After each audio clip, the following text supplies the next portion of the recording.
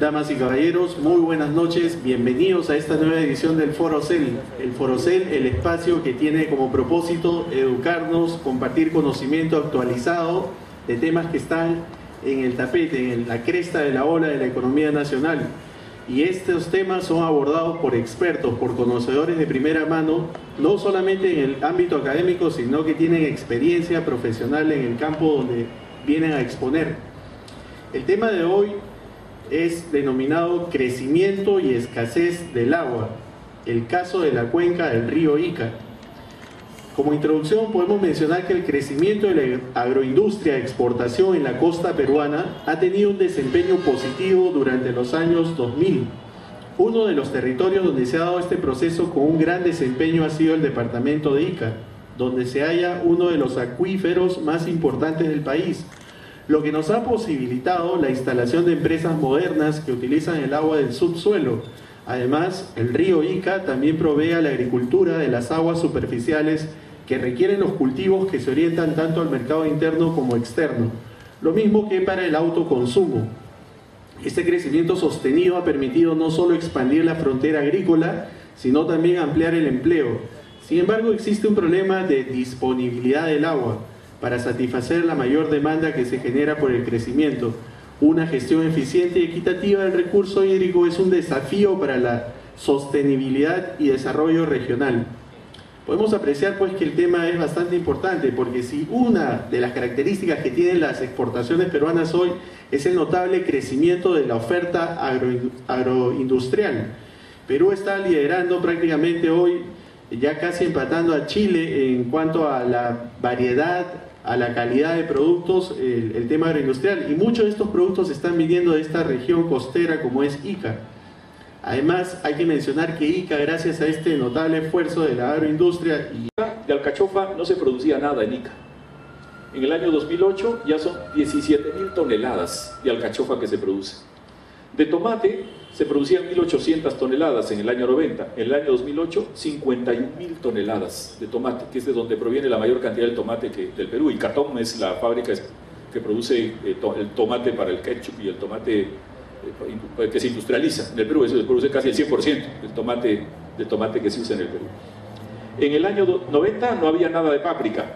En el año 2008 ya son 5.400 toneladas de páprica. Palta, 688 toneladas en el 90, ahora se producen 5.400 toneladas. Cebolla no se producía nada. En el 2008 son 50.000 toneladas de cebolla. De vid se producían 17.000 toneladas, en el 2008 69.000, y con diversas variedades. De algodón 29.000, eso ha bajado, se producen ahora 22.000 toneladas. Y de espárragos se producían solo 3.000 toneladas, ahora se producen 111.000 toneladas de espárrago, ¿no? De los cuales el 90 y tantos % se va al mercado internacional, o sea, no es un producto alimenticio o de consumo peruano, ¿no? Sino externo, pero genera divisas, o sea, genera dólares y genera también empleo en esta sociedad de Ica. El valor de las exportaciones de espárrago, porque lo que tenemos es una gran demanda internacional de este bien, entonces ha ido creciendo, ¿no? Exportábamos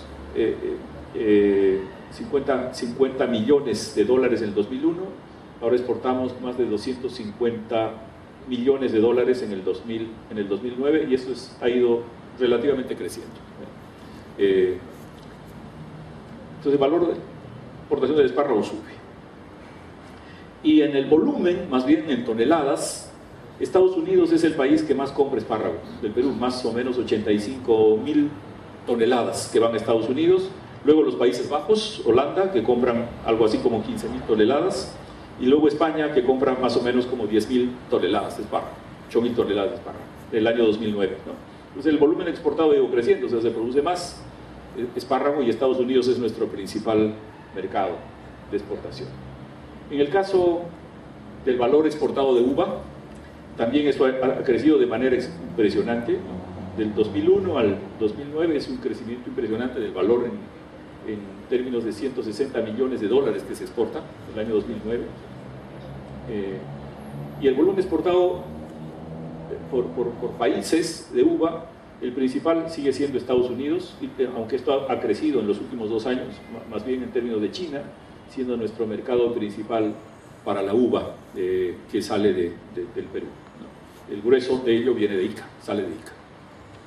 Ahora, el tercer punto, que es el incremento de las necesidades o requerimiento de agua de los cultivos de la cuenca de Ica, que ese es el problema, ¿no?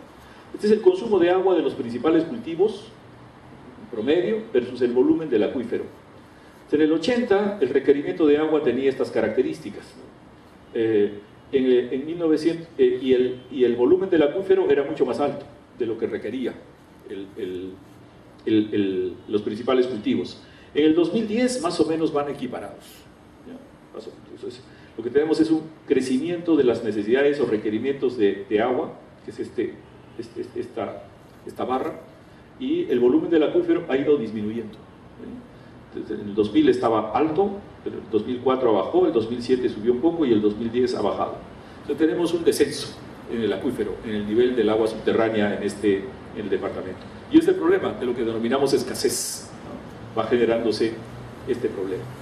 El ratio, o sea, la relación que hay entre el uso de agua subterránea en la cuenca de Ica, el ratio consumo acuífero, ha ido subiendo desde el 80, que era 0.232, al 2010, que es 0.762. O sea, es un ratio que va creciendo en relación de que se consume o se necesita o se requiere mucho más agua subterránea de la que se tenía anteriormente. Entonces va generando una escasez, en el sentido de que se va extrayendo más agua de la que se renueva, en el caso del acuífero, dada la necesidad del requerimiento agrícola y dada la necesidad de la demanda internacional de los productos que el Perú exporta y que requieren una gran cantidad de agua. Entonces, justo esa gran cantidad de agua, según los usos que hay en el cultivo en el Valle del Ica, en este año, el 2007, el espárrago tenía el 35% del uso del agua, luego el algodón 22%, ¿no?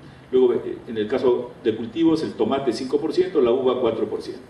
Luego se cultiva así maíz, papa, payar, que tienen 1%, ¿no? del agua. Entonces, entre estos dos productos, espárrago y algodón, hacen la mayor cantidad de consumo productivo del agua del valle de la cuenca de Ica. Y vemos esto que es una relación, ¿no? Una relación. Aquí lo que tenemos es un incremento en la producción de espárragos en millones de kilogramos, según el año, del 90 al 2008. Y lo que tenemos acá en esta línea azul o celeste es el descenso del acuífero, en términos de los metros por debajo de la superficie. Entonces, en los años 90 se encontraba agua en promedio alrededor de los 28 metros, ya en los años 2000 el agua se encuentra más abajo, en promedio más de 36 metros en promedio. En algunos casos hay que cavar mucho más, como les dije, para poder encontrar agua. Entonces, claro, sube la producción, pero desciende la cantidad de agua, desciende el acuífero. Entonces es el problema. El acuífero de Ica, la reserva total de agua, según el INRENA en el 2003, este es un dato, sobre esto hay una polémica, es muy difícil saber cuánta agua hay debajo, es muy difícil, nadie ha bajado pues a ver cuánta agua ni a medirla. El agua es un recurso de medición imperfecta, no se sabe cuánto hay almacenado en el acuífero con exactitud, pero en este tiempo se estimó que eran 3.758 millones de metros cúbicos, de los cuales 2.382 estaban en el acuífero de la parte de Ica y 1.375 millones de metros cúbicos en la parte del acuífero de Villacurí, que es el que está sobre el que está el antiguo desierto de Ica, ¿no? Los expertos técnicos en este asunto dicen que este cálculo no es el más, es el que se tiene, pero no es el más exacto, probablemente es menos agua la que hay, pero en fin, con esos datos oficiales con los que trabajamos. Entonces, lo que ha acontecido es que se ha ido perforando pozos. Entonces, los pozos tubulares son los que dominan, obviamente. Distribución del total del volumen de explotación. Con los pozos tubulares se saca 294 millones de metros cúbicos. Los de tajo abierto y mixto es mucho menor, según el tipo de pozo. Y para uso, el agrícola es el que manda, 292 millones de metros cúbicos, ¿no? Para el año 2007. Y el doméstico menor. Esto manda. Pero estos pozos tubulares han ido perforándose mucho más, ¿no? El total es 316 millones de metros cúbicos de agua explotados. Pero esto ha ido subiendo en términos de la cantidad de pozos Y entonces lo que tenemos es 1.376 pozos tubulares, 513 de trajo abierto, 261 mixtos. Y de lo que importa, los utilizados, 902, utilizables 652, no utilizables 596. Y para uso agrícola, 705 y doméstico 136. Es decir, ahí había 2.150 pozos inventariados oficiales. Hay varios pozos, sin embargo, que no son oficiales, que están perforados porque se puede perforar. Si es mi tierra, lo que está debajo de la tierra es mío. Si el agua está debajo, yo la puedo sacar, ¿no? Entonces, si saco el agua, cuanto más agua saque, voy a hacer descender más el acuífero, si todos hacen lo mismo. Sobre todo, dada la tecnología de punta que hay para extraer agua, se sacan ingentes cantidades de agua del subsuelo. Entonces vamos a hacer descender el acuífero, que es el problema del recurso de uso común. Esa es la tragedia, digamos, de no poder autorregular entre los que son grandes agroexportadores o grandes empresarios. Entonces el Estado generó una veda, pero cuando uno genera una veda como Estado, si no hay el mecanismo para hacerlo cumplir, no funciona, se sigue perforando. Y dos, las personas siguen comprando tierra, no por la tierra, sino porque tiene agua debajo, porque lo que les interesa es el pozo que tiene permiso. Y entonces, si no es utilizable, compran la tierra y lo transforman en pozo utilizable, o si ya no está utilizado, lo transforman en utilizado o perforan al costado, ¿no? O sea, hay una gran cantidad de perforación todavía, a pesar de la veda, es decir, de la obligatoriedad de no perforar, ¿no? Sigue habiendo eso. Pero es muy difícil entrar a los fondos. No es permitido porque son propiedad privada para ver. Entonces la única manera sería verlos desde helicóptero o desde satélite. Ahí ya tendría una función, un satélite que permitiría saber dónde es que se está perforando ilegal o informalmente pozos. Okay. Entonces, sigue perforándose. Entonces, ahora, pasemos dado que ya sabemos que el problema es descenso del acuífero y por tanto, si va a haber menos agua para cultivos, en algún momento puede detenerse el crecimiento agrícola o el crecimiento agroexportador por falta de agua, ¿no? Hay varias propuestas. La propuesta más socorrida en el caso, o sea, más difundida en el caso de Ica, es trasvases de agua de la vertiente oriental, donde hay en exceso, a la vertiente occidental, a la costa, donde hay con escasez, donde hay muy poca agua. Entonces se quiere trasladar lagunas o trasvasar ríos que van a la vertiente del Amazonas para que vengan a la vertiente del Pacífico. El proyecto más grande es el proyecto Pampas, que tiene $2.000 millones en estudio y que por supuesto habría que ponerse de acuerdo Ayacucho, Huancavelica, Ica, para permitir que esa agua que está en esa laguna pueda venir a la cuenca del Ica. Ese es el problema. El segundo gran proyecto es para irrigar las pampas de Río Seco y Villacurí, trasvasando también agua del río Pisco, que permita percolar, o sea, que permita infiltrar el agua para recargar el acuífero. Ese es otro de los proyectos que cuestan más o menos $400 millones, ¿no? hacer.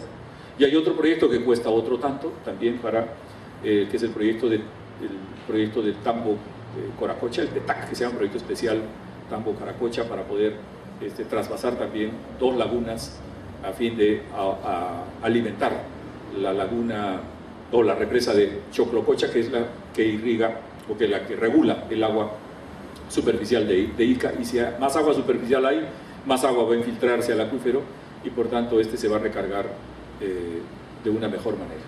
Son las soluciones tecnológicas, técnicas, digamos, o financieras para el problema. El problema es que faltan recursos, el problema es que tendría que hacerse con iniciativa público-privada y eso demora un tanto, y hay varios otros proyectos que también compiten con estos mismos. Otras soluciones tienen que ver, sin embargo, por las soluciones institucionales.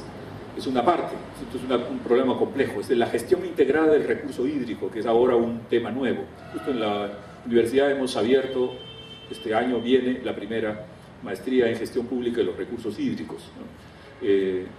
En articulación con varias universidades andinas y universidades europeas que están justamente interesadas en el tema de la gestión integrada del recurso hídrico, es decir, del agua, y encontrar técnicos o formar técnicos especialistas en este tema, en el manejo de este problema. Entonces, se plantean 2 soluciones, ¿no? Institucionales y tecnológicas, que es la que quisiera yo sencillamente en esta parte para terminar, reseñar. Unas soluciones institucionales tienen que ver con lo siguiente. Con la manera en cómo se organiza la gestión del agua. Segundo, la manera en cómo se costea el agua que se consume o el agua que se utiliza para los cultivos. Es decir, la generación de tarifas para el uso del agua. Y tres, transparentar la existencia de los mercados del agua, es decir, la compraventa de agua que hay en esta cuenca. Entonces, la primera son el tema de las tarifas. Entonces, yo quisiera sencillamente resumir el asunto. Las tarifas sobre el agua superficial existen, pero son muy pequeñas. Y además son diferenciadas. En fin, la ley permite hacer cobros de tarifas, pero fundamentalmente para que puedan financiar el funcionamiento de las juntas de usuarios, que son aquellas que distribuyen el riego y puedan tener motocicletas, camionetas y puedan pagar a sus funcionarios y técnicos, a fin de que les permita una mejor distribución o gestión del agua de riego superficial. El agua del subsuelo no tenía tarifas, o sea, como estaba asociada a la propiedad de la tierra, entonces si yo tenía propiedad de la tierra podía extraer todo el agua que quisiera del subsuelo y no pagaba ningún costo, ninguna tarifa por el uso de esa agua. Entonces, desde el año 2009 recién hay tarifa, porque la ley de recursos hídricos permite que haya una tarifación del uso del agua del subsuelo. En el caso de Ica, la tarifa está asociada más bien al funcionamiento de la Junta de Usuarios de agua subterránea del río Ica y al funcionamiento de la Junta de Usuarios del agua del río seco, es decir, de la que pertenece a la pampa de Villacurí, es decir, que usan no agua del río, porque está seco obviamente, sino que usan agua del subsuelo, extrayéndola de este acuífero. Pero es fundamentalmente para el funcionamiento de la Junta, no refleja el costo del agua, ¿no? Entonces hay un problema que se puede mejorar en términos de darle al agua una tarifa, o sea, que exprese un costo. Pero para que esto sea posible, para que pueda ser regulado, requiere una gestión integrada y requiere a su vez personal, requiere a su vez técnicos especializados y requiere a su vez un sistema de control de, por ejemplo, controladores de agua que estén como en el río hay controles para saber cuánto es que toma cada agricultor y eso es, digamos, bastante informal y escaso. Aquí tendría que haber un control por cada pozo que refleje, que exprese en un conteo cuánto de agua es que está consumiendo o extrayendo cada agricultor y por tanto, de acuerdo al consumo, a la proporción de consumo, pague una tarifa y eso permitiría, digamos, un manejo más, entre comillas, digamos, eficiente, sería esa la apuesta del agua y permita el ahorro del mismo y una asignación probablemente mejor del uso del agua existente en la cuenca del río Ica. Bien, entonces, esta es la idea para la solución institucional. Una de los caminos es entonces la tarifación, el otro es la transparentación de los mercados de agua existentes, y el otro es la estructuración mejor de las juntas de usuarios para un manejo más eficiente del agua, a fin de que estas juntas sean las que, por acción colectiva, puedan saber quiénes son los que están perforando de manera ilegal y puedan establecer, dado un dispositivo legal que hubiera, las sanciones correspondientes o las denuncias que hubiera que hacer para que no se perfore de manera ilegal y se deprede o deteriore el acuífero. La segunda solución es la que llamamos tecnológica, la solución tecnológica. Con eso quisiera terminar. Entonces, la solución tecnológica tiene que ver con el uso más eficiente del agua. Es decir, los agroexportadores, las empresas agroexportadoras cada vez tienen una tecnología mucho más eficiente. Claro, el cultivo que tienen, el producto que sacan, requiere una inmensa cantidad de agua, en particular de la que hemos llamado agua virtual, ¿no?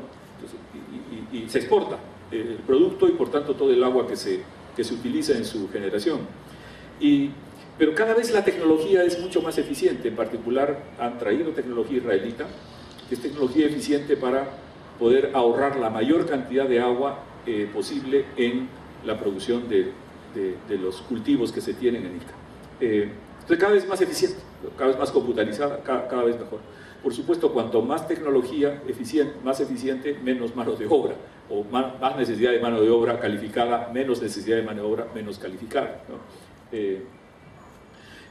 Entonces, la segunda tiene que ver con, más bien, aquella que es una solución tecnológica en el sentido de que, en la medida en que se ha usado más tecnología de punta con pozos que explotan o extraen agua del acuífero, se ha dejado de usar los canales que traían el agua superficial, porque con el agua superficial, como les mencioné, no se puede irrigar por goteo, solamente se puede irrigar por goteo con agua subterránea. Entonces se dejó el canal superficial, entonces estaban abandonados. Ahora la solución es hacer una combinación, dejar de usar por un tiempo agua subterránea para usar agua superficial a través del canal. Y como viene el agua por el canal, cuanto más agua por el canal viene, más infiltra, una parte infiltra, y por tanto recarga el acuífero. Si más agua superficial fuera usada y menos agua subterránea, entonces el acuífero se recargaría. No sé si se equilibraría, pero en todo caso se recargaría con mayor velocidad o con mayor cantidad de la que solo usando agua superficial, agua subterránea para irrigar. Entonces, esta, digamos, es algo que también está haciéndose. Varias empresas están ensayando este tipo de combinación de tecnología, porque todos allá están conscientes del problema, de una u otra manera. Todos están conscientes. A unos les toca más porque ya perforan a 100 metros, a otros les toca menos porque todavía están perforando a 30 metros, digamos, ¿no?, para encontrar agua en el subsuelo. Pero todos son conscientes de que de alguna manera este problema va a ser un factor que puede limitar el crecimiento sostenido de la producción agrícola en la cuenca del Valle del Ica. Y por tanto, la discusión sobre este tema es muy grande en la actualidad en la propia sociedad de productores y de juntas de usuarios del agua en el valle de la cuenca del Ica. Muy bien, muchas gracias por su atención y con esto termino mi presentación.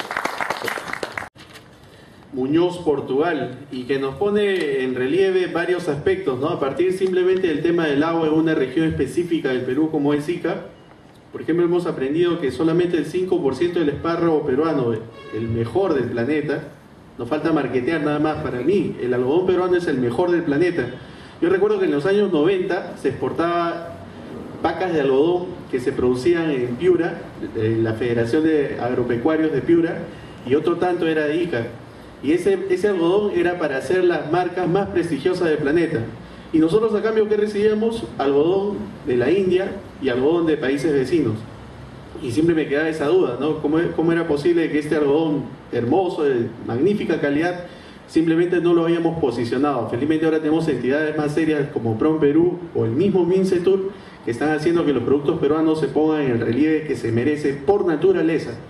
Además, hemos aprendido aquí unos datos importantes. Esto del tema de las importaciones virtuales del agua, colega, bastante interesante, y cómo hay un intercambio ficto virtual ahí en cuanto a este elemento, ¿no? Es increíble. Hemos visto también de que el pleno empleo en Ica ha generado pues un problema, ¿no? Está viéndose la migración de pobladores de otras regiones. El último y el más reciente que ha mencionado el expositor ha sido de la gente de Puno, pero que está en condiciones insalubres, en condiciones precarias. Como podemos ver, la bonanza va trayendo consigo otro tipo de efectos secundarios no muy saludables a veces. Y además se ha mencionado el vergel de productos. Esto es increíble, tenemos bendiciones de productos acá en su mayoría que ni siquiera solamente lo vemos pasar, como la kiwicha, el espárrago que ya se ha mencionado, y tantos productos que se ven a diario salir con partidas arancelarias a todo el planeta, pero que aquí en la mesa popular no se encuentran. Además, el expositor ha mencionado el tema del control satelital. Hoy está en plena discusión este tema de la importación de un satélite, ¿no? Y se está viendo la posibilidad de que se haga una importación de gobierno a gobierno para ahorrar costos, algo que puede costar hasta $2.000 millones, pero que ya es hora que Perú tenga un satélite. Creo que ya tenemos la hora o estamos en el tiempo de vernos como un país próspero y no tener ni una mezquindad en apostar para tener un satélite que es multipropósito, porque no solamente va a servir para la cuestión de defensa interna y externa, sino que va a servir para ver bien dónde están nuestros recursos, En fin, sería innumerable nombrar las bondades. Solo para mencionar, el país vecino de Chile estrenó su satélite a principios de año y justamente lo dio a conocer el presidente en la reunión de inicio de apertura de los países del Pacífico. Y él hablaba maravillado sobre las bondades, claro, lo que podía hablar. Muy bien, colega Ismael Muñoz Portugal, nosotros estamos muy agradecidos por la exposición y vamos a invitar al público para que formule las preguntas si tuvieran a bien hacerlo.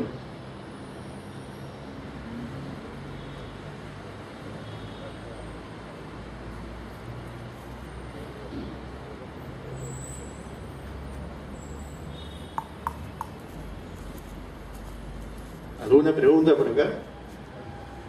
Si me permites, antes de...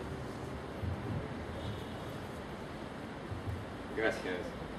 Buenas noches.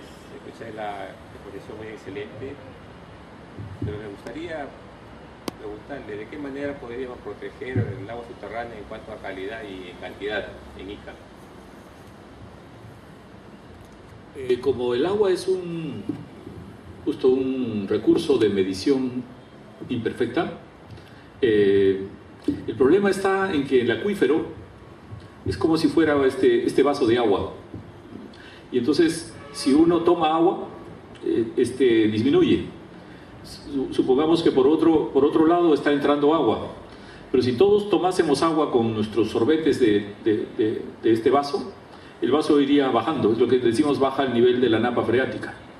Entonces va recargándose, sube un poquito, pero va bajando más. En la medida que más colocasen sorbetes para seguir tomando agua, porque la necesitan, el acuífero seguiría bajando hasta que el acuífero llegase al nivel en el cual el agua ya no es útil para el cultivo y entonces ya no sirve. Entonces, para proteger eso hay tres soluciones. Unos dicen que hay que privatizar esa agua. Claro, si se trata de un agua en una botella, es fácil de privatizar porque se excluye al que no puede pagar el precio de la misma. Pero el agua de un acuífero, ¿cómo privatizo el agua de la misma? Dicho sea de paso, ahora es como si fuera ya un bien puro, en el sentido de que dado que yo poseo tierra y debajo de la tierra está el agua es mía también, y por tanto por la misma no pago nada, de la misma manera que no pago nada por el aire que respiro, ¿no? Entonces, la segunda solución es estatal, o sea, hagamos de todo el agua, un bien del Estado, y sea el Estado el que coloque el precio.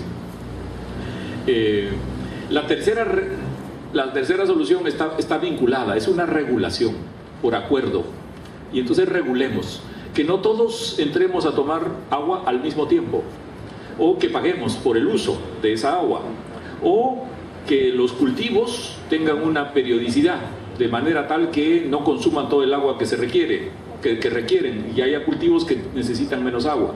Pero todo eso es parte de un acuerdo entre los productores, eso no se puede imponer dictatorialmente ni autoritariamente, sino que tiene que ser un acuerdo, una solución negociada. Pero eso requiere una autoridad nacional del agua, que es la ANA, fuerte y con poder, para poder regular de esa manera la gestión del acuífero en ese caso. Entonces así se protege el acuífero, de la misma manera que protegimos y seguimos protegiendo nuestra especie marina principal, que es la anchoveta, si no ya se hubiera extinguido hace varios años.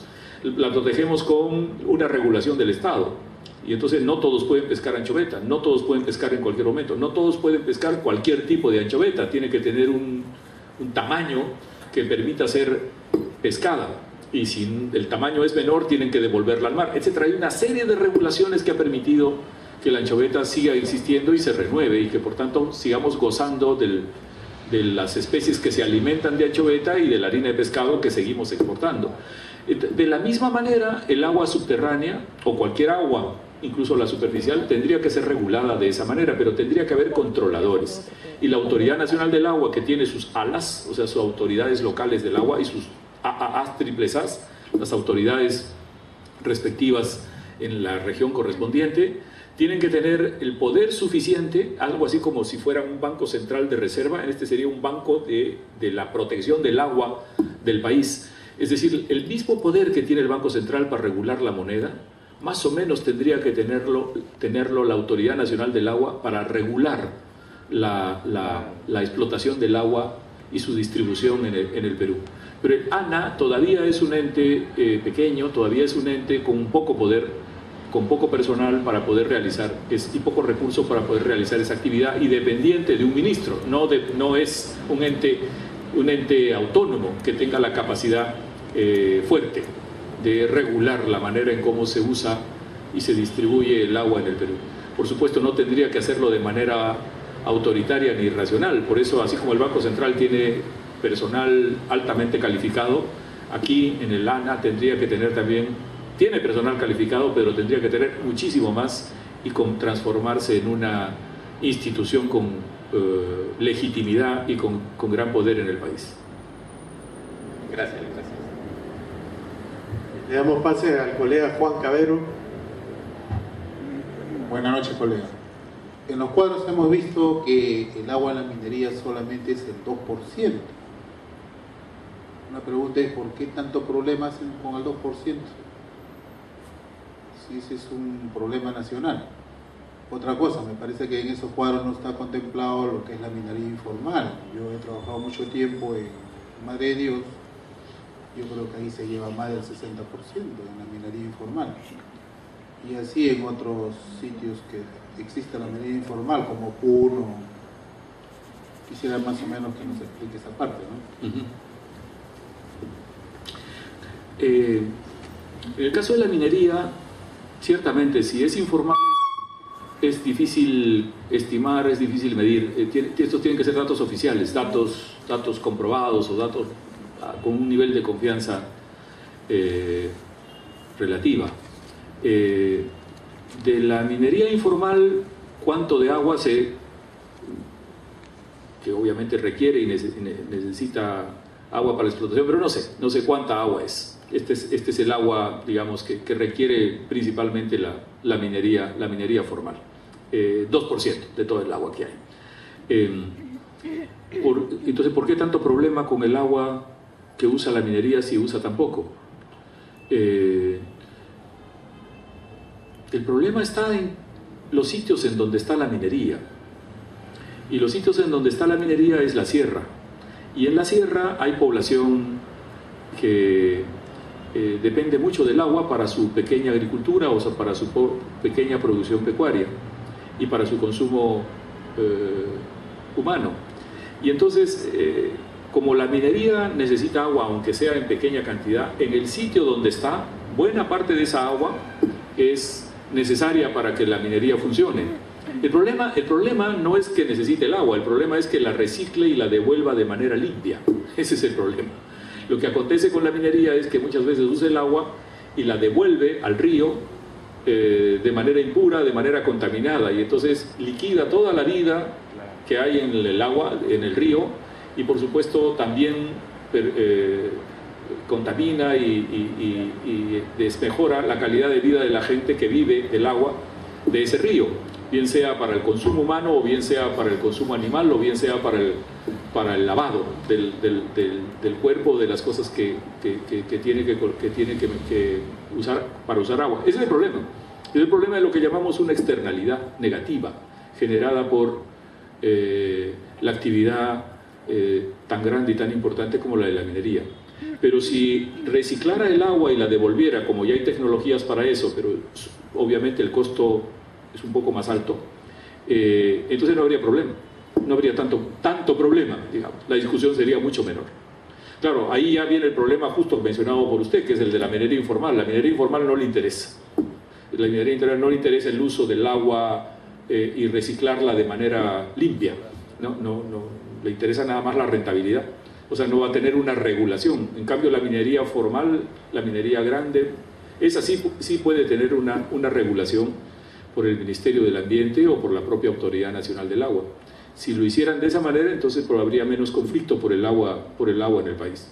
Entonces, esa es mi impresión con respecto a ese problema. Muy bien, ¿alguna otra pregunta del distinguido público? Le damos pase al colega Manuel Jiménez. Gracias. Mi estimado colega, desde joven uno ha visto que en un montón de sitios, llámese restaurantes, supermercados, tiendas, casas de amigos, de familias, etcétera, hemos visto que este recurso tan valioso se pierde.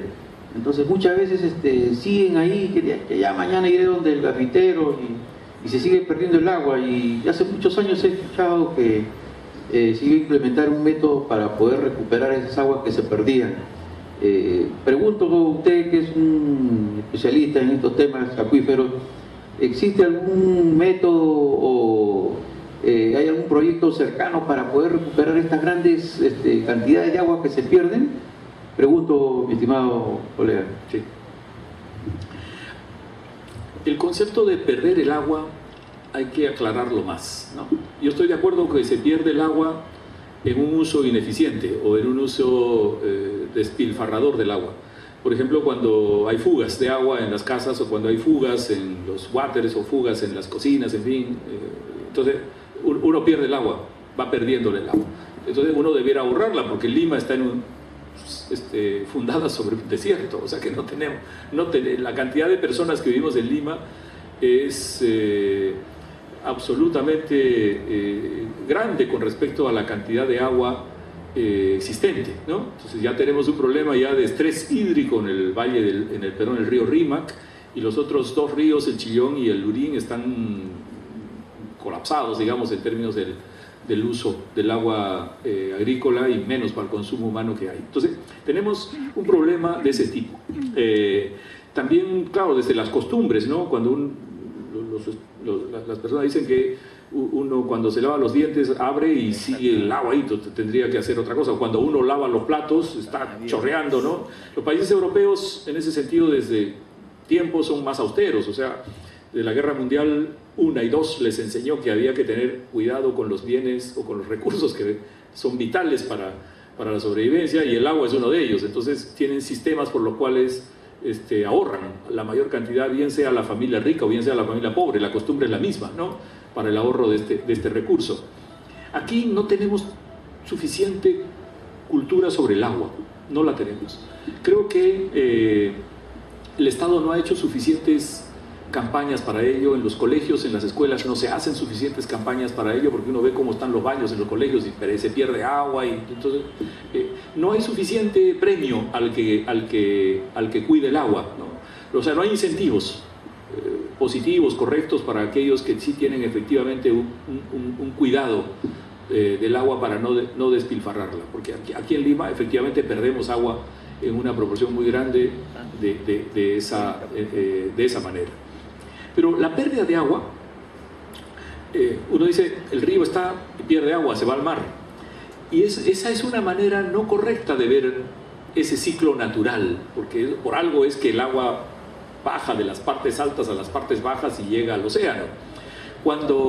Esto lo han visto con mayor detalle los estudios recientes, más sofisticados, sobre esto que llamamos pérdida de agua, entre comillas, es decir, aquella que se va al mar o que se infiltra en la tierra. Por algo es, o sea, es un ciclo natural. Entonces, en el caso del agua del río Nilo, que entra al Mediterráneo, las represas de Asuán, estas inmensas represas, hacían que ya no baje el agua de la misma manera que antes, es decir, los sedimentos y todo aquello se colocaban en la represa, y no bajaba el sedimento ni bajaba todo aquello de orden natural que llegaba al Mediterráneo. Y entonces, ¿qué observaron? Observaron varias cosas, entre ellas dos que recuerdo, y es que especies de peces empezaron a disminuir y a desaparecer.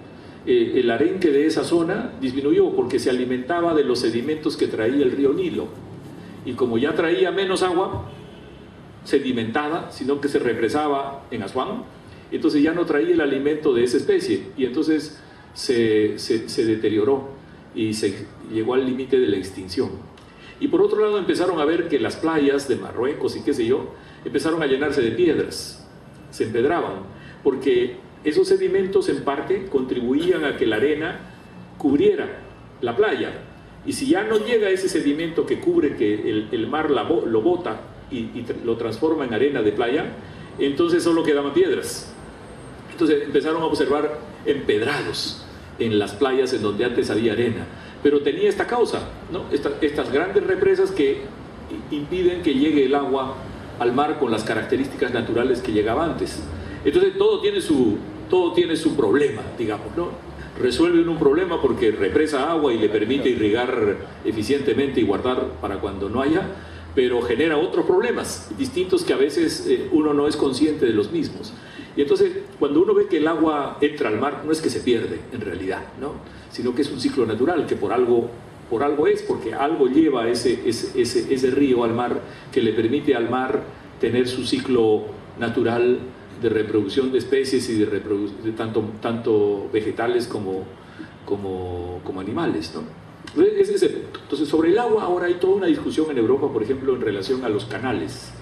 Y lo que están haciendo ahora en Alemania, que canalizaron sus ríos, es canalizarlos. ¿Por qué? Porque lo que hacen es que el agua tiene un curso natural. Y entonces cuando le rompen el curso natural, genera otros problemas en el subsuelo y de orden natural. Entonces han empezado a descanalizar para que el agua sí discurra de manera natural. Entonces, mire, toda la inversión que hicieron en canalizar el río, ahora es una inversión para descanalizarlo, ¿no? Porque creen que así es la mejor manera de gestionar el agua que tienen ellos en los ríos y que son navegables, ¿no? Entonces, la cultura sobre el agua y el conocimiento de lo que significa el agua hoy en el mundo está cambiando aceleradamente. Y felizmente nos estamos nutriendo de eso para poder entender mejor cuál es nuestra realidad y cómo hacer mejor las cosas y no cometer los mismos errores que cometieron en Europa o en otros países ricos con respecto a la manera en cómo han gestionado el agua en el pasado. ¿Alguna pregunta final del distinguido público?